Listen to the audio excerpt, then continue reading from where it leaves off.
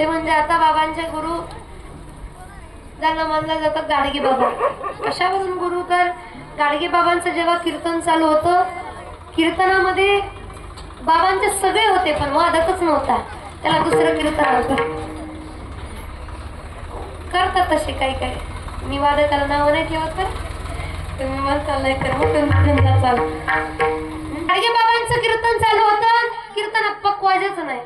आता सगळे पकवाजे नाही म्हटल्यानंतर कीर्तनाला रंग येईल का तुम्ही सांगा? कीर्तन चांगलं होईल का सांगा?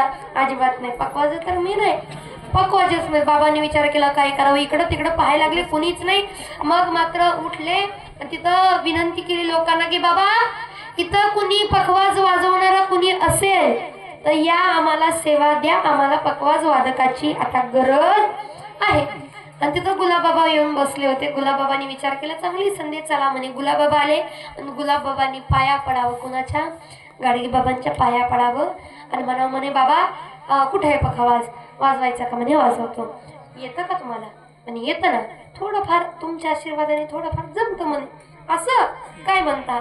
म्हणे थोडंफार जमतं, एवढं काही नाही पण बऱ्यापैकी वाजवतो. बघा ह्याला मोठेपणा म्हणतात. आपल्याला किती आलं ना तर मला लय येतं असं म्हणायचं. मला लय येतं असं म्हटलं की येतं ते पण. क्या बात है, क्या बात है.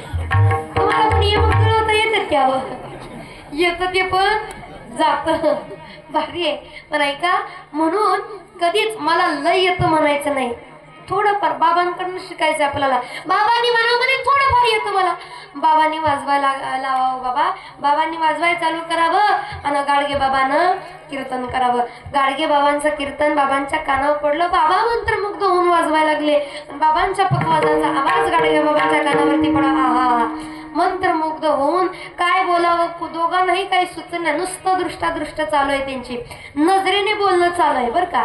आणि साधू जेव्हा संत, दोन संत एका जागी येतात आणि त्यांचा संवाद चालू होतो ना, तेव्हा ते तोंडाने कधीच बोलत नाही, ते दृष्टीने बोलतात, डोळ्याने बोलतात. आणि ते आम्हाला कळत, तुमच्या आमचे म्हणणार हे काय यांना येडबीड लागलं काय, तुमचे आमचे म्हणणार बरं.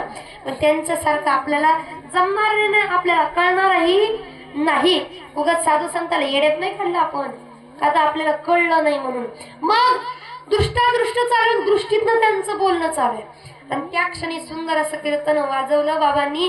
पण एवढा आनंद वाटला बाबांना की त्या क्षणापासून बाबांनी गाडगे बाबांना गुरु मानलं.